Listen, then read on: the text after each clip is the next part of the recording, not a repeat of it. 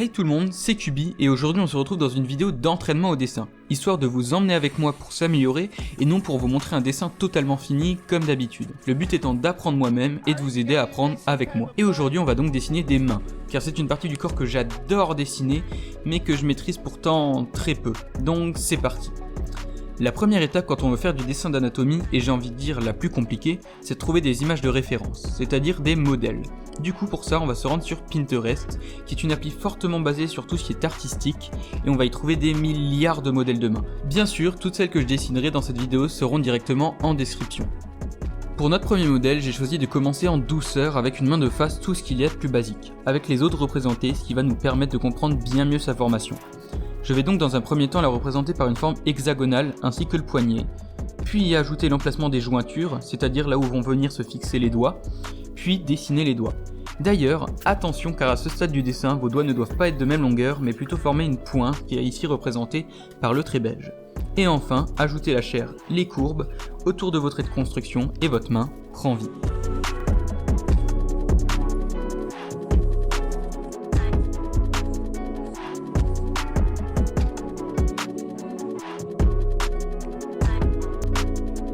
Ensuite, on s'attaque directement à plus compliqué avec des mains dans des postures légèrement plus complexes. Pour ça, pas réellement d'astuce, je commence à dessiner les volumes de la main de façon cubique afin de me faciliter la tâche.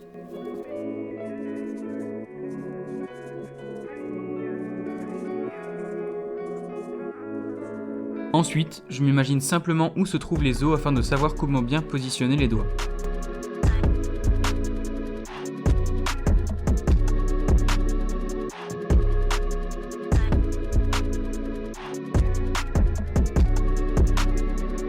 Et c'est seulement lorsque la forme globale de la main semble correcte que je viens adoucir les courbes et ajouter du détail.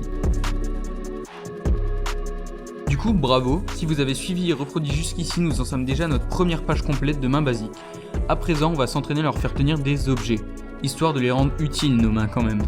Pour ça, grand fan d'Harry Potter que je suis, je vous ai trouvé les références parfaites, avec différentes mains qui tiennent des baguettes. On retrouve donc directement 5 mains sur le même exemple, avec chaque main tenant une baguette d'une manière différente. Malheureusement, je n'en ai sélectionné que 4 car j'ai mal géré l'espace de ma feuille, mais bref, on commence par la première main.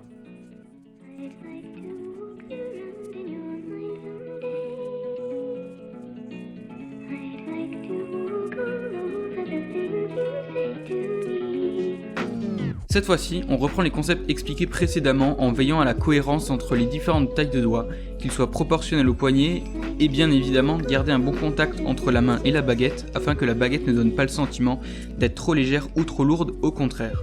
Du coup, je vous dis ça car je trouve que j'ai moi-même fait l'erreur, particulièrement avec la seconde main, où la baguette ne semble pas vraiment être tenue par les doigts.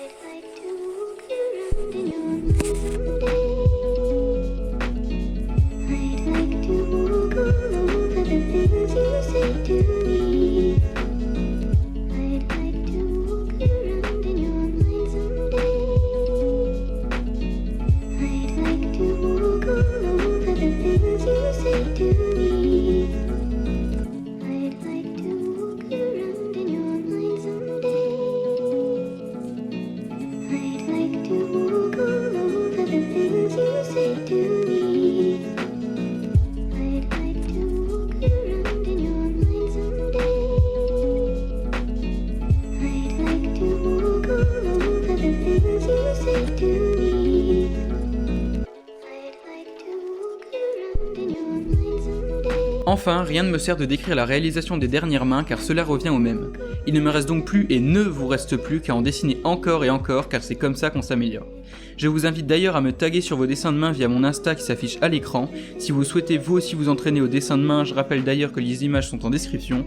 Sur ce, j'espère que cette vidéo vous aura été utile. Merci de me donner votre avis que ce soit en pouce bleu, pouce rouge ou en commentaire et à me dire quelle partie du corps vous souhaiteriez que j'étudie en vidéo. C'était Kubi, bye.